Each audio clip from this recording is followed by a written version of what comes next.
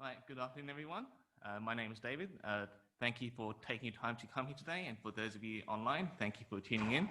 So I'll be presenting on advanced predictive tools to optimize MEG dosage, where I'll be looking at a new database of hydrate phase equilibrium data that I developed that can be used to interrogate various systems and transition away from blanket safety margins applied to industry to safety margins that are system specific. So a little bit about myself. So I completed my studies in chemical engineering at UWA, and during my honors year, I had a chance to do a project with Professor Zachary Amon on the effect of MEG on hydrocarbon cloud points. So following this, I joined the Typex group as a casual research assistant at the end of 2018. And it was during this period where I produced most of the research that you'll see today. And earlier this year, I started a PhD in advanced modeling for fluid phase predictions in complex hydrocarbon systems containing hydrates. And this work will basically evolve on the database work that I've done, and I'll explain this in a bit more detail towards the end of my presentation today. So the main takeaways from this presentation is that having a centralized experimental database is a powerful interrogative tool and source for tuning models. So using this database, we can investigate the average absolute errors and the bias in multi-flash hydrate model predictions. And by doing this for various systems of varying compositions, we can use this to help inform the development of safety margins specific to these systems. We looked in particular in comparing various multi-flash models for MEG systems, as this is the foremost thermodynamic hydrate inhibitor. And we found that CPA shows the least bias for MEG systems, while RKSA is heavily biased to be conservative.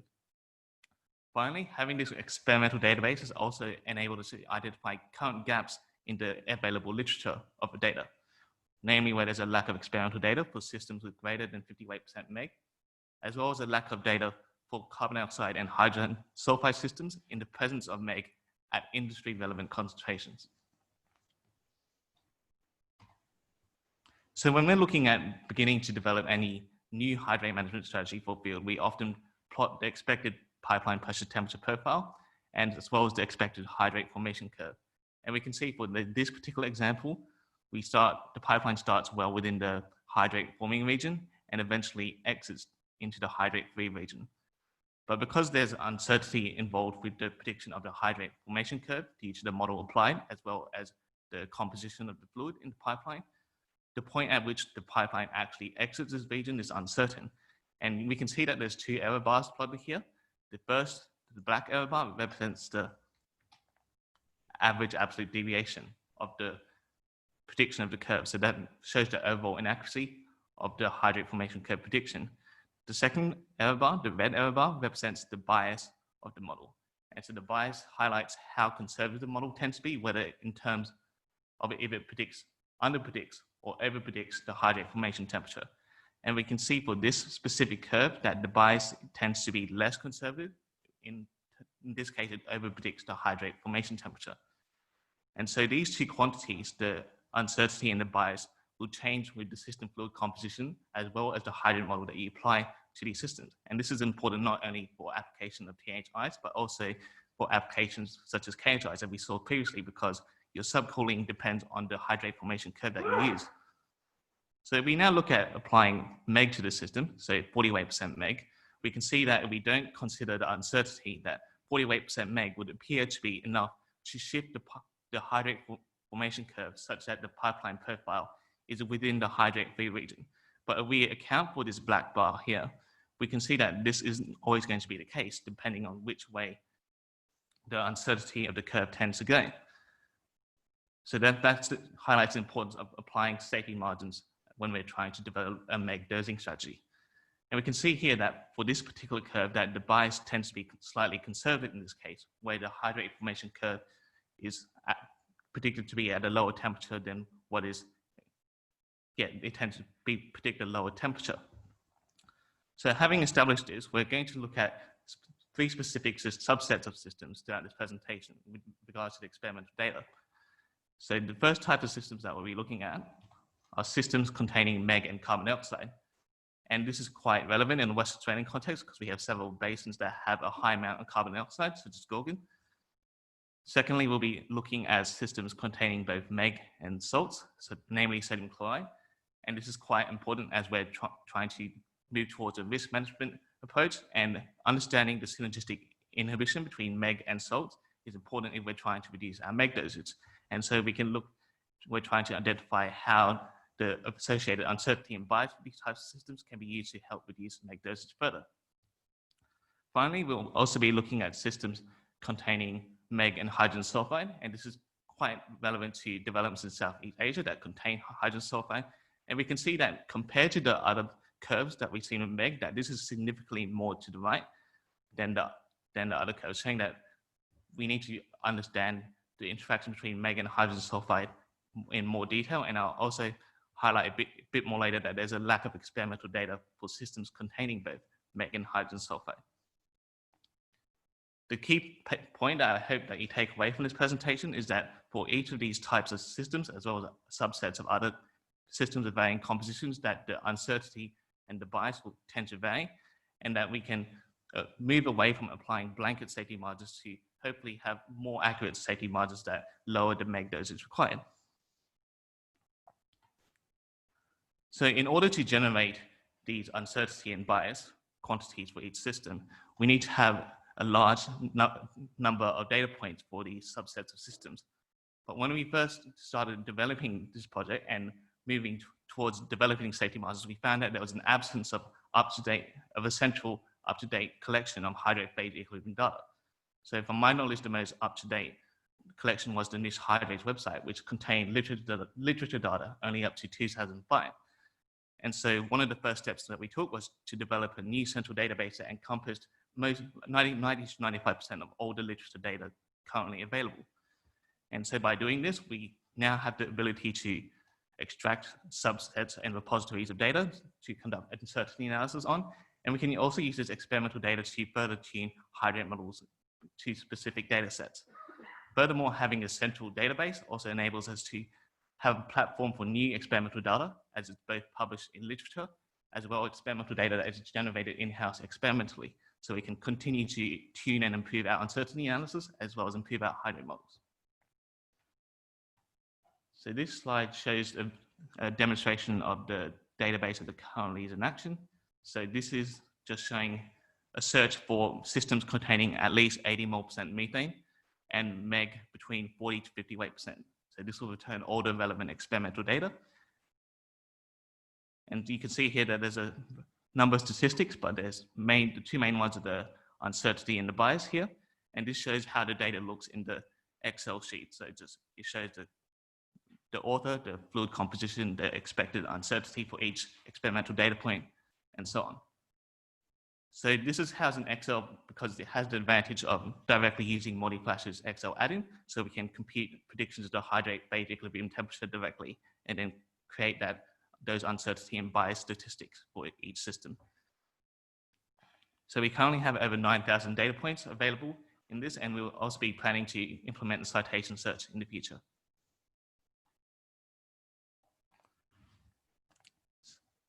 So when we first developed this tool, one of the first types of the systems we looked were MEG systems. And so this graph represents the average uncertainty for all experimental data containing MEG. And here we have three multi-flash models plotted, so CPA, RKSA, and Peng-78A. And we excluded the other Peng-Robertson variant because we found that the results were identical between the two variants. What we can see here is that compared to an example industry margin of 2 Kelvin, the average uncertainty for all three models tends to fall below this, where CPA performs the best of these models at lower weight percent, so below 40 weight percent, while Peng-Robertson performs best at greater than 40 weight percent. And we can see here that the greatest uncertainty tends to be in this MEG 40 to 50 weight percent region. I also want to highlight that an important part of this graph is that there's a paucity of available data above 50 weight percent, but there's only 6 data points available at 65 weight percent. And that can be quite important if we're looking to develop longer subsea tiebacks that may require MEG at these high concentrations. Without the experimental data available, we cannot develop safety margins specific to those concentrations with great confidence. One of the drawbacks of plotting only the average uncertainty is we cannot determine whether the model will tend to underpredict or overpredict the hydrate phase equilibrium data. So we then looked at plotting the bias of the models. So looking at the actual, whether it tends to underpredict or overpredict. And we see here from this graph that of the three multi-flash models, RKSA tends to be more conservative than both CPA and Peng-Robertson. So you can see here that the average bias tends to be negative, which means it's underpredicting the hydrate equilibrium temperature. So you see the curve predicted further to the left than it actually is on a PT graph. CPA appears to be the less conservative model or the less biased model, because we see that from this graph, the average bias doesn't tend to either extreme. While for Peng-Robertson, it starts off as very much less conservative, and we can see that as the MEG weight fraction increases, it becomes increasingly conservative in general.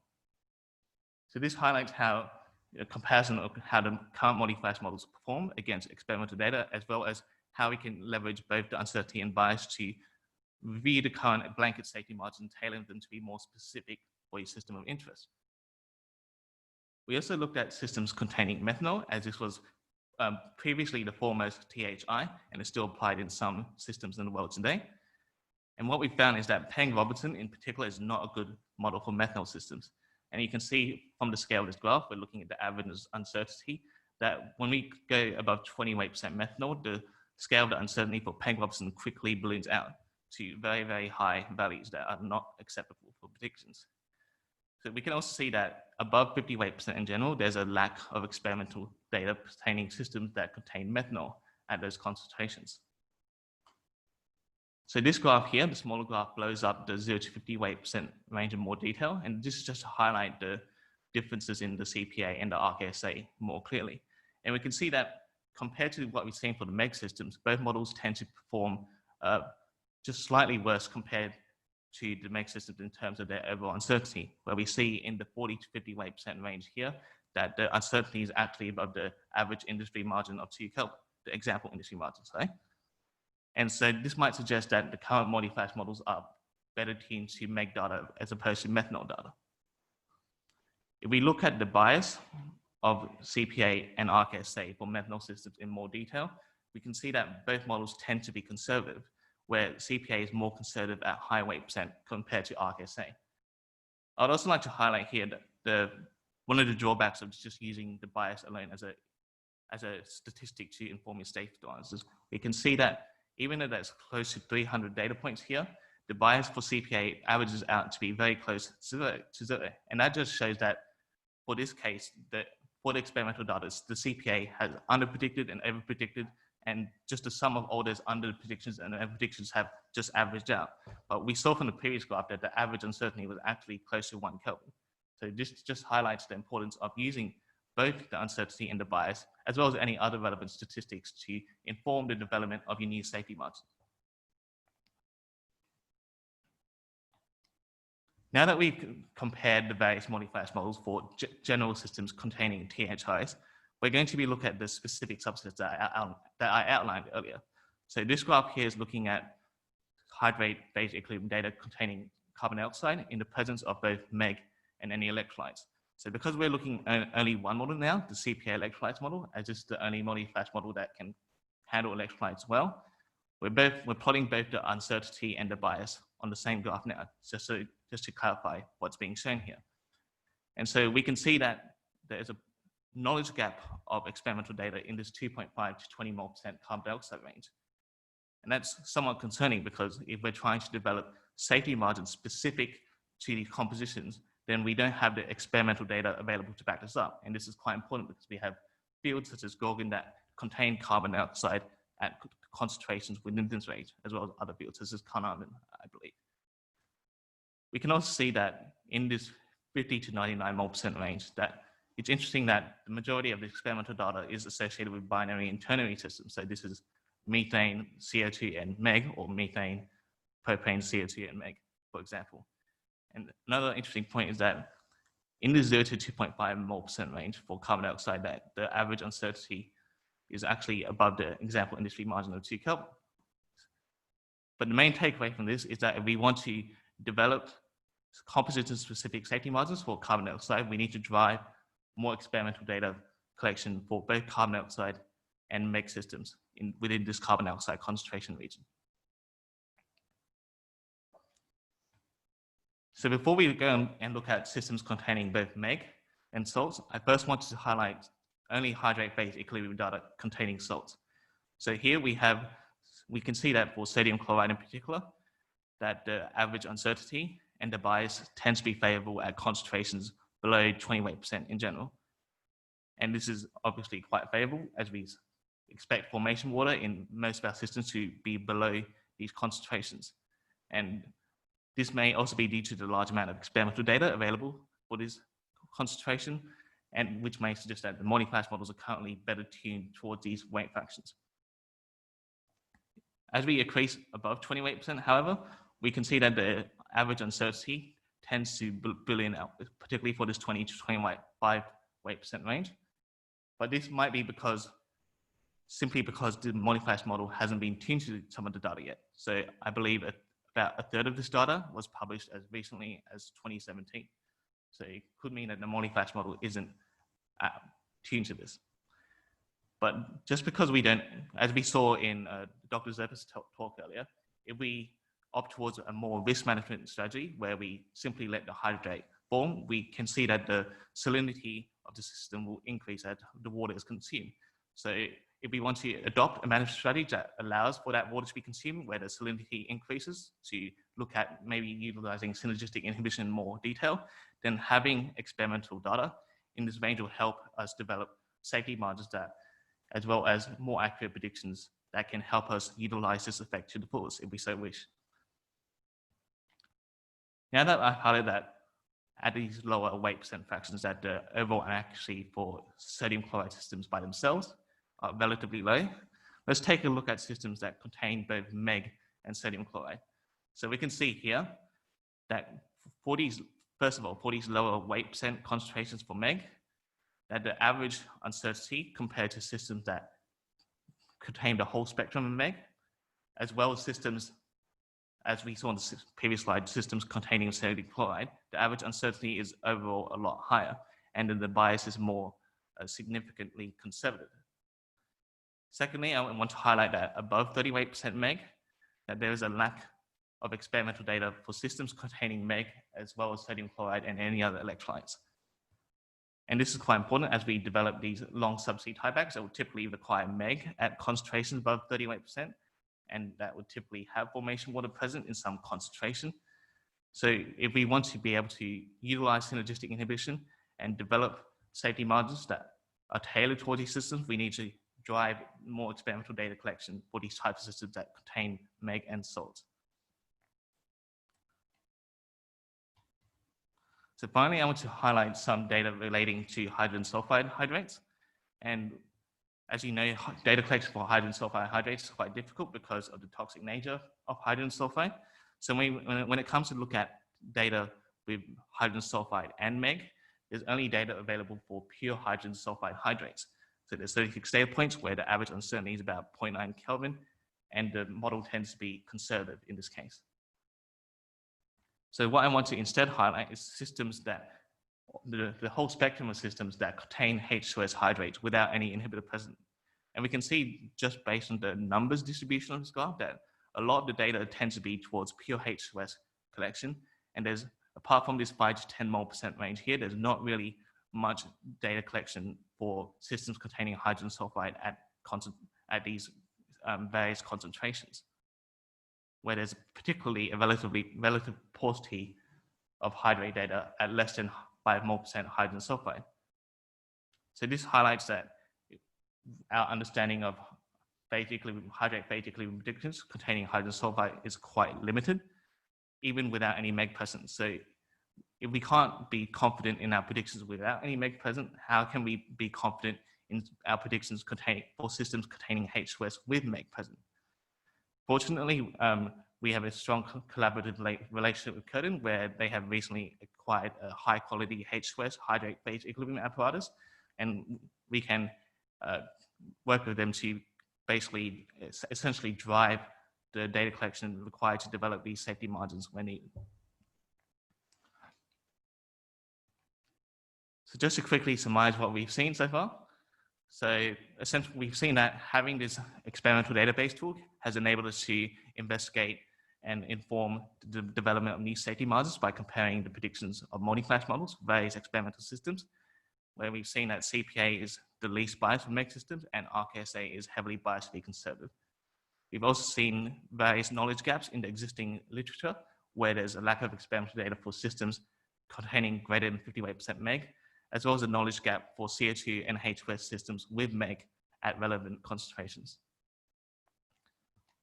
So the way forward from here is we're planning to eventually release this database as a public tool, but we have to make some improvements first. So we're going to plan to allow the user to add their own experimental data.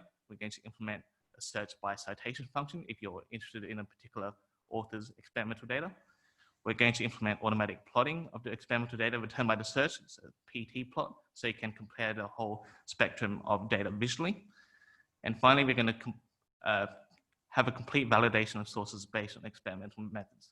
So we've done this to a partial extent where we've excluded some data sets based on their experimental method being poor, so such as using a constant heating method instead of the stepwise heating method. If you're not aware, a constant heating method will tend to over-predict the hydrate equilibrium, phase equilibrium temperature. And if you have any other suggestions, I would love to hear them afterwards.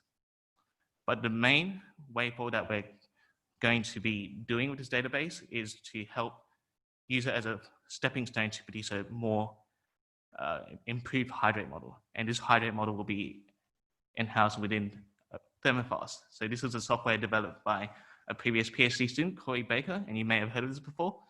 And essentially it's a thermodynamic property calculator for oil and gas that's capable of vapor liquid solid equilibrium curve calculations and producing solubility curves as well as comprehensive phase envelopes. So this is the current GUI, and it's currently available as a standalone desktop application. So it's quite similar to ModiFlash, where you specify the fluid and then the fluid composition, and from there you can calculate PT flashes with solids, and so on. So there's an existing hydrates option, but this is purely for teaching purposes within the university. So it uses the empirical gas gravity method. So we're hoping to implement a more rigorous hydrate model. And this hydrate model will be based on a Gibbs energy minimization approach. We'll be using the basis of the latest development of hydrate modeling from a research group in Germany that reduces the computational complexity while maintaining accuracy of predictions. So the idea is that we're going to leverage the existing database to optimize various hydrate model parameters for specific composition sets, where the ultimate stretch goal is to have a model that continuously retunes itself to selected experimental data. So the idea is that if you're trying to predict the hydrate formation curve for a system with high carbon dioxide content, for example, then the model will first retune its parameters to data sets that have high carbon dioxide concentrations to enable better predictions where possible. So the ultimate goal is to have this hydrate model combined with the fluid models in Thermofast or implemented externally with this experimental database, have a tool that's implemented not only within Thermofast, but as an external Fortran DLL that can plug into other simulation software. So I'd like to acknowledge my supervisory team, Professor Zachary Iman, Professor Eric May, and Dr. Bruce Norris for their support and guidance throughout my research so far, as well as KBC for providing the ModiFlash license. Thank you.